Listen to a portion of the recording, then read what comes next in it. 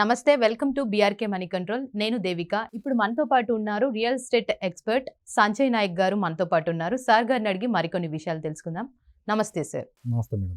Sir, ఇప్పుడు చాలా మంది చూస్తూనే ఉన్నాం కదా, ఇట్లా ప్రాపర్టీ మేనేజ్మెంట్ అది ఇది అని చెప్పేసి ఎట్లా అంటే ఇది టీవీలో యాడ్ కూడా ఇస్తున్నారు కదా నార్మల్గా. ఇది తీసుకుంటే దీని మీద ఇన్స్టాల్మెంట్ లాగా పే చేయొచ్చు, ప్లాట్ కానీ ఫ్లాట్ కానీ ఇప్పుడు తీసుకుంటే దీంట్లో మీరు ఇన్స్టాల్మెంట్స్ పే చేయొచ్చు అని చెప్పేసి నార్మల్గా చెప్తుంటారు కదా. అది ఎంతవరకు సేఫ్ అంటారు సార్? కరెక్టేనా అది? 3 నెలల పేమెంట్ ముందు కట్టండి, తర్వాత ఎవ్రీ మంత్ మీరు ఈఎంఐలు కట్టుకోండి. మీరు ఈఎంఐలు కట్టుకున్నాక రిజిస్ట్రేషన్ చేసి ఇచ్చేస్తాం, తక్కువ పెట్టుబడితో మీరు ఎక్కువ రిటర్న్స్ వస్తాయి అని చెప్పి చాలా అడ్వర్టైజ్మెంట్లు వస్తుంటాయి. సో ఈఎంఐ అనేది ఏంటంటే కొంతవరకు రిస్క్ ఎక్కువ ఉంటుంది, చాలా వరకు ఉంటుంది, కొంత కాదు చాలా వరకు రిస్క్ ఎక్కువ ఉంటుంది ఈఎంఐలో.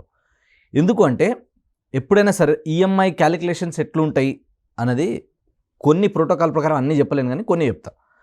ఒకటి ఎట్లుంటుంది అంటే, ఒక ల్యాండ్ ఉంది ఫర్ ఎగ్జాంపుల్, అపార్ట్మెంట్స్ ఫ్లాట్స్ చాలా తక్కువ ఈఎంఐలు ఎవరు అమ్మరు.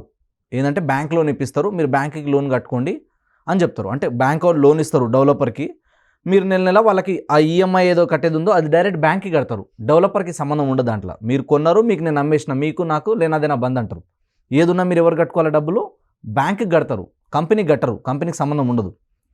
దాని తర్వాత అది మార్టిగేజ్ చేసుకోవడమా ఇంకోటి అన్నది ఉంటుంది సపరేట్. అది నెక్స్ట్ వచ్చేసిందంటే ఈఎంఐ ఏంటంటే, మీరు ఎక్కువ శాతం ఈ అడ్వర్టైజ్మెంట్లు వినేది ఓపెన్ ప్లాట్స్లో వింటారు.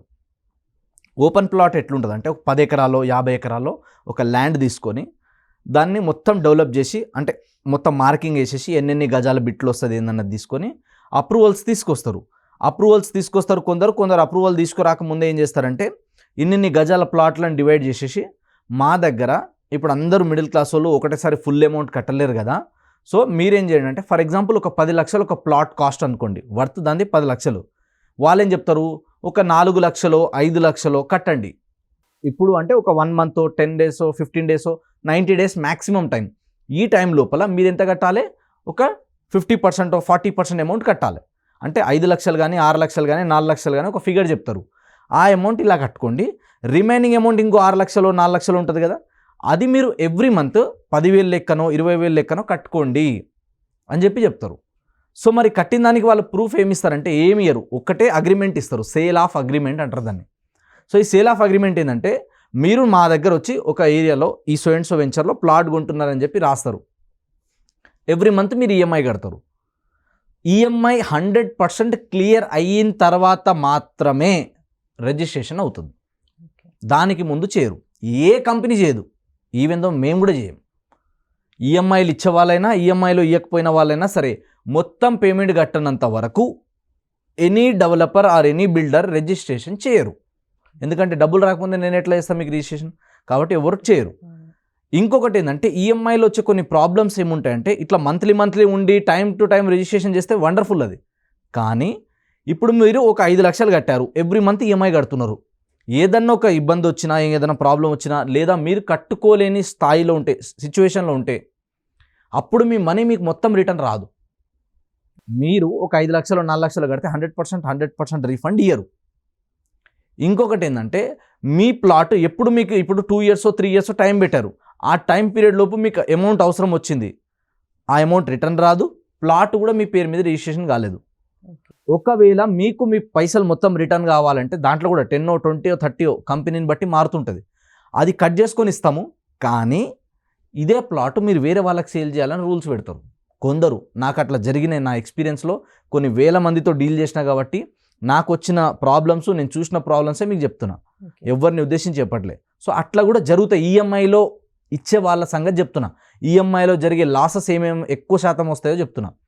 ఇంకొకటి ఏంటంటే, మీకు రోడ్ వేస్తాం, డ్రైనేజ్ వేస్తాం, ఎలక్ట్రిసిటీ ఇస్తాం, ఈ వెంచర్ మొత్తం ఇట్లా వేస్తాం అట్లా వేస్తాం అని లంబా చోడ చెప్తారు. అంటే దీన్ని ఇట్లా డెవలప్ చేస్తాం, అట్లా అది పంచభూతాలు స్వర్గం అంతా కూడా అరచేతిలో వైకుంఠం అంటారు కదా, అట్లా చూపిస్తారు. కానీ ఈఎంఐలు ఇచ్చే కంపెనీలలో ఎక్కువ శాతం ఆ డెవలప్మెంట్స్ అన్నీ చేయరు. ఎప్పుడు చేయరు? స్టార్టింగ్లో చేయరు. ఎట్లయితే డబ్బులు వస్తాయో, ఎట్లయితే కలెక్షన్ వస్తుందో అట్లా డెవలప్మెంట్ చేస్తారు. ఎందుకంటే మొత్తం అట్లా ఇన్వెస్ట్మెంట్ చేసేసి నెల మీ దగ్గర తీసుకుంటే వాళ్ళకేం ప్రాఫిట్స్ ఉండవు ఎక్కువ శాతం. సో చాలామంది ఏంటంటే రాత్రి ఇట్లా పైసలు తీసుకుంటారు, బోర్డు తిప్పేసి పారిపోతారు. మీకు ఏమి ఇచ్చారు? సేల్ ఆఫ్ అగ్రిమెంట్ ఇచ్చారు అంతే. దాంతో ఏం కాదు. రిజిస్ట్రేషన్ అవ్వడం చాలా ఇంపార్టెంట్. మీరు రిటర్న్ పోతా అన్నా కూడా మీకు డబ్బులు వస్తలేవు. అదే రిజిస్ట్రేషన్ అయిపోతే ఏమవుతుంది, మీకు ఎప్పుడు అవసరం అయితే అప్పుడు ఎవరి దగ్గరైనా గిరి పెట్టవచ్చు, అమ్ముకోవచ్చు, ఏదైనా ఆప్షన్ చేయడానికి ఉంటుంది. సో ఈఎంఐలలో ఏంటంటే ఇలాంటి ప్రాబ్లమ్స్ ఎక్కువ వస్తాయి.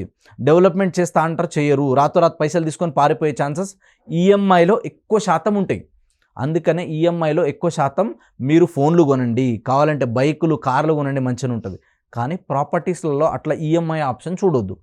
ఇంకోటి ఏంటంటే మీరు ఎవ్రీ మంత్ కడుతూ పోతే ఎప్పుడు డెవలప్మెంట్ చేయాలి, అవన్నీ ఆ డెవలప్మెంట్స్ అన్నీ చేయాలి, మీకు అన్ని ఫెసిలిటీస్ చేయాలంటే ఇట్ టేక్ లాంగ్ టర్మ్. కాబట్టి ఈఎంఐలు ఏంటంటే గతంలో కూడా మనం చూసినాం 5,000 కోట్లు, 10,000 కోట్లు, 100 కోట్లు, 1000 కోట్లు, ఈ బోర్డులన్నీ ఎట్లా తిప్పినాయంటే జనాలకు ఆశ చూపిస్తారు, అత్యాశ చూపిస్తారు. మీకు 10 రూపాయల వడ్డీ వస్తుంది, 20 రూపాయల వడ్డీ వస్తుంది, ఈఎంఐలు కట్టుకోండి, మీరు 10 సంవత్సరాల్లో లేకపోతే 4 సంవత్సరాల్లో 3 సంవత్సరాల్లో ఈఎంఐ కట్టండి, ఇంకో అవసరమైతే 1 ఇయర్ ఈఎంఐలు మేమే కట్టుకుంటాము, ఎవ్రీ మంత్ మీకు ఇంత ఇన్కమ్ ఇస్తాము, ఇట్లాంటివన్నీ చెప్తారు.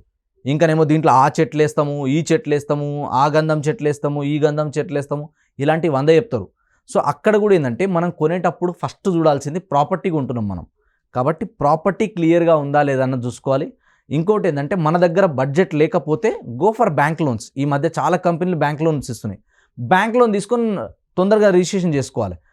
తర్వాత ఇంకోటి వచ్చేసింది, బ్యాంక్ లోన్ లేదు అనుకున్నప్పుడు చిట్టీలు తీసుకోవడం కానీ, లేదా మనకి ఏమైనా తక్కువ ఎక్కడ నుంచి అన్న ఫండ్స్ వస్తున్నాయి అనుకుంటే ఆ అమౌంట్ తీసుకొని మనం ప్రాపర్టీ రిజిస్ట్రేషన్ చేసుకోవాలి. సో రిజిస్ట్రేషన్ చేసుకుంటే ఏమవుతుందంటే రాతోరాత ఆయన బోర్డు తిప్పేసి పారిపోయినా మనకి ఇబ్బంది ఉండదు. అండ్ ఇప్పుడు ఏంటంటే ఏదైనా డిటీసీపీ కానీ హెచ్ఎండిఏ అప్రూవ్డ్ ఉందంటే మొత్తం ప్లాట్లు అమ్ముకొని పారిపోనికే ఛాన్స్ ఉండదు. ఎందుకంటే దాంట్లో మార్టిగేజ్ ప్లాట్స్ అనేది ఉంటుంది. మార్టిగేజ్ అంటే ఇప్పుడు 100 ప్లాట్స్ ఉన్నాయి అనుకోండి, గవర్నమెంట్ ఏం చెప్తుందంటే 70 ప్లాట్లు అమ్ముకో, ఈ 30 ప్లాట్లు అమ్మడానికి పర్మిషన్ లేదు. ఎప్పటిదాకా నువ్వు చెప్పిన డెవలప్మెంట్స్ అన్నీ చేస్తేనే ఈ 70 ప్లాట్లు అమ్ముకొని డెవలప్మెంట్ చేయి, అప్పుడు ఈ 30 ప్లాట్లు అమ్ముకోనికే నేను పర్మిషన్ ఇస్తా అంటుంది. సో అట్లా చాలా వరకు ఏంటంటే ఈ అప్రూవ్డ్ ఉన్న లేఅవుట్లో మోసాలు జరగవు.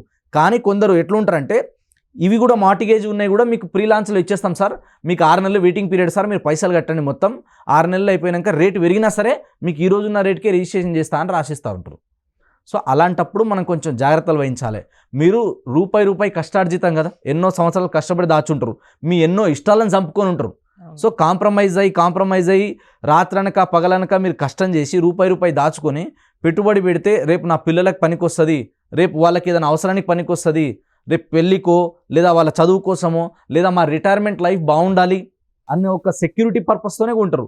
కానీ ఇట్లాంటి వాటిలలో పోయి మోసాలు పోయి అయ్యో మేము తెలిసిదిలోకి ఇట్లా ఇబ్బందులు పడదాం అని అనుకునేదానికంటే ఒక రియల్ ఎస్టేట్ ఎక్స్పర్ట్ని కలిస్తే, రియల్ ఎస్టేట్ ప్రొఫెషనల్ని కలిస్తే మీకు రైట్ గైడెన్స్ ఇచ్చి సపోర్ట్ ఇచ్చి సర్వీస్ ఇచ్చే వాళ్ళ త్రూ మీరు తీసుకోగలిగితే ఫ్యూచర్లో ఎలాంటి ఇబ్బందులు ఉండవు. కాబట్టి ప్రాపర్టీ కొనేటప్పుడు మీ దగ్గర మొత్తం అమౌంట్ బల్క్లో లేదు అన్నప్పుడు మీరు ఏం చేయాలంటే తక్కువ బడ్జెట్లో ఎంత దూరంలో వచ్చినా పర్లేదు వెళ్ళి కొనండి. 50 కిలోమీటర్లు అండి ఫస్ట్, వస్తలేదా 70, 80, 100, 150 అప్రూవ్డ్ ఉండాలి, క్లియర్ టైటిల్ ఉండాలి. తక్కువ ప్రైస్లో ఎక్కడ దాకా వస్తుందో అక్కడ వెళ్ళి కొనండి. లేదు అంటే ఇంకొంచెం అమౌంట్ యాడ్ చేసుకొని మనం ఏం చేయాలంటే మంచి లొకేషన్లో, ప్రైమ్ లొకేషన్లో కొనుక్కోవాలి. ఈరోజు మనకి ఇబ్బంది అనిపిస్తుంది, కొనుక్కునేటప్పుడు కొంచెం ఇబ్బంది అనిపిస్తుంది, మనం అక్కడి నుంచి ఇక్కడ నుంచి డబ్బులు తీసుకొచ్చి కొంచెం ఇంట్రెస్ట్ కట్టాలన్నా, కొంచెం ఈఎంఐ ఎక్కువ కట్టాలన్నా కొంచెం ఇబ్బంది అనిపిస్తుంది లోన్ తీసుకుంటే. కానీ రేపు ఇదే ప్రాపర్టీ 10 సంవత్సరాలకు 20 సంవత్సరాలకు మంచి అప్రిషియేషన్ వచ్చిన తర్వాత ఆ రోజు నేను తీసుకున్న డెసిజన్ రైట్ డెసిజన్ అని చెప్పి మిమ్మల్ని మీరు అప్రిషియేట్ చేసుకుంటారు. సో అలాంటి ప్రాపర్టీస్ కొనండి.